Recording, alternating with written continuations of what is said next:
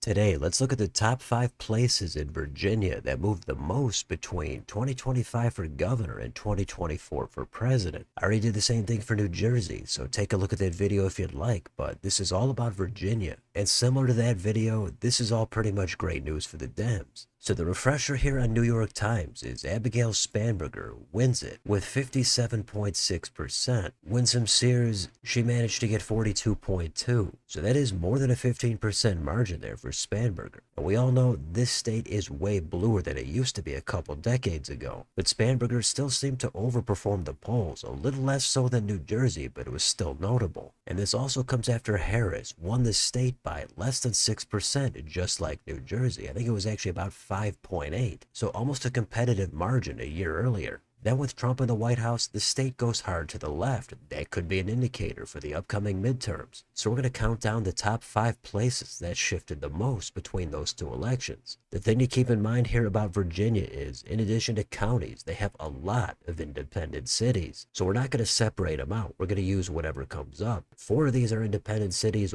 1 of these is a county. And everything in total in the entire state, Spanberger flipped about 15 or 16 independent cities or counties. So let's get on Wikipedia. We're going to take a look at the location, the demographics, and the recent elections. So number 5 in terms of movement is Covington. This is not a county, it's an independent city. And these are usually harder to see on the map, but you can see it on this map right here. It's the dot. It's near West Virginia. And the population here in total is 5737. That is apparently the second least populous city in the state. So not a lot of residents here. But what are the demographics? Well, the white population is 79%, black 12.5%. Then it's way down from there. We've got mixed or multiracial at 4 and Hispanic at 3. The population overall here peaked in 1960. It was at 11,000. So kind of a steady drop over the past 60 or 70 years. And if you're interested in the median household income, it's 30,000 here. So not a lot of people here and not an abundance of wealth. But let's go down here and see what happened in the recent presidential elections. Well, with that kind of population, you'd think this is probably a pretty red county, and it is. Trump here got it with 66.2%, Harris at 33. In Trump's first run, he was at 56.6, then he bumped it up to 60.7. Meanwhile, Harris doing worse than both Hillary and Biden. Now, before Trump, this was actually a blue county.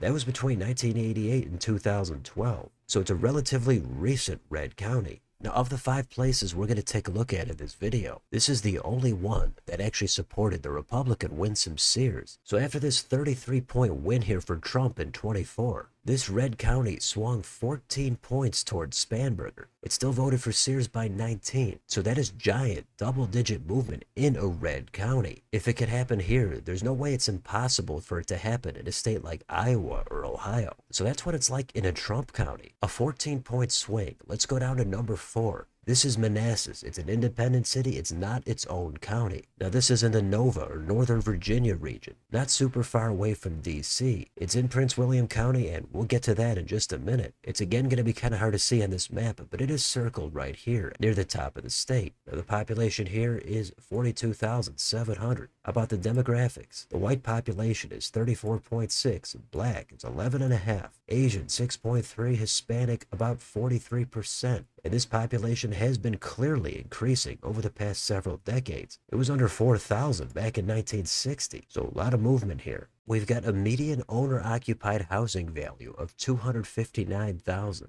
The median household income is $86K. 36% have a college degree. So totally different demographics than that first location. Let's go down here and see what happened in the recent election. Well, this is a double-digit blue independent city. This voted for Harris with 56.2%. This is worse than what Biden did, but a little bit better than Hillary. Trump, meanwhile, did the best of his 3 runs at 41.4. Now, prior to 2008, this was known as a red independent city. That pretty much reflects the trajectory of the state. It used to be red, now it's not. So you could see it went for Harris by almost 15. But in the governor's race, it went for Spanberger by 31. That's a 16-point swing toward the left. That's pretty substantial. That's good enough for number 4. Let's go to number 3. This is Prince William County, and it has inside it the independent city of Manassas. That's what we just took a look at for number 4. So again, it's going to be up in that Nova region, and the population here in this huge county is 482K. Let's take a look at the demographics. White population 38.4. Black is under 20%. Asian is over 10. Hispanic about a quarter. And take a look at the population growth here. It was only 50K back in 1960. So massive double-digit decade-over-decade growth here. And the median household income, it's notable. It's $89,785. Let's go down here and take a look at the election results. First of all, before 2008, this was again a red county. It was like that for decades. But since 2008, it flipped and now it's blue. Harris was at 57.3, Trump at 39.4. That is the closest margin of the last 3. But both McCain and Romney lost this county by double digits. Now for governor in 25, Spanberger improved on Harris's about 18% margin here. She took it up to 34%. That's another 16% swing toward the left. So that's number 3. Let's go to number 2. This time it's outside of that Nova region. It's inside Rockingham County. This one does again border West Virginia. Now the population here of this city is 51,800. Let's see who lives here. White population 60.7,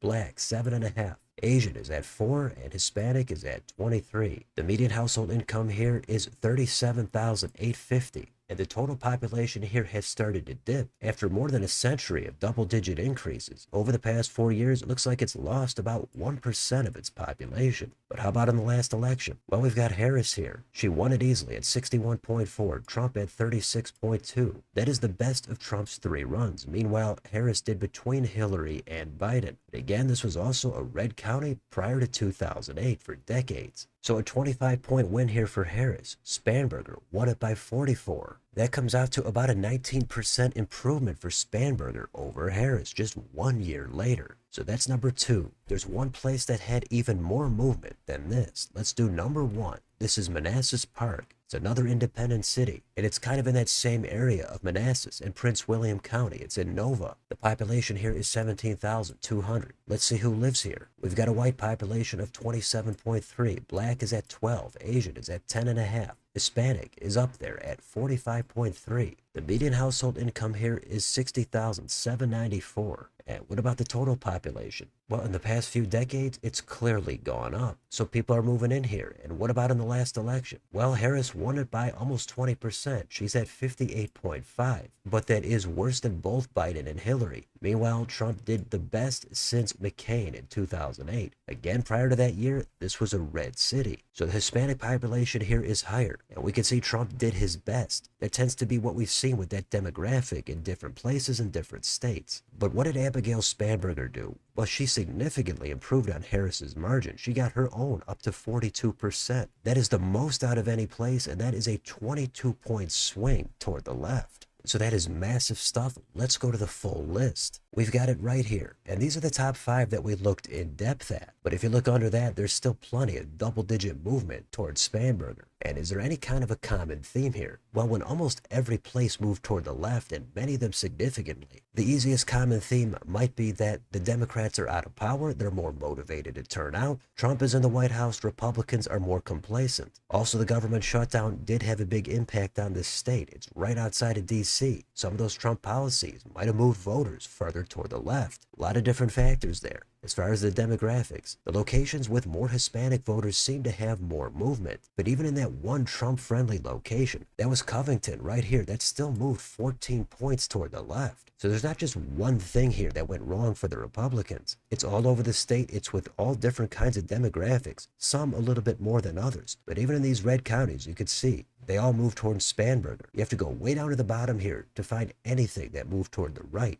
Now, unlike New Jersey, Virginia actually does have a few places. There's only 5 of them, and none of them are that significant. And you can see on the map at the right, all these blue arrows. That's all heavy movement toward the left. And you could say Virginia and New Jersey are blue states, and it wouldn't happen in red states. But I don't think that's really true. We saw in a state like Georgia, Dems had success there. And I think if all the deep red states were voting on that same election day, many of them also would have had a lot of blue movement. Not all of them, not all to the same extent. But that particular day, was a good one for the Dems. After that, they're going to be emboldened for the midterms. Republicans should worry about it, but they do have some time for things to change. But these kind of results are typical for what happens when the party out of power of the White House has an election. Back in 21, we saw Republicans have a lot of success. They flipped the governor's mansion in Virginia, and they made it really close in New Jersey. So it seems like you could either be in power and take losses, or be out of power and take some gains. You never know when that pattern might break. But these are the top 5 places in Virginia that moved the most between 24 and 25. So let me know in the comments, what do you think about the movement here in Virginia? How about the top movers? What do you think is behind those places in particular? Are there any actual bright spots here for the Republicans? What do you think this tells us for the upcoming midterms? Let me know what you think down below on your way out. Don't forget to like, share, and subscribe. Join if you'd like to support the channel. Thanks for watching. I'll see you next time.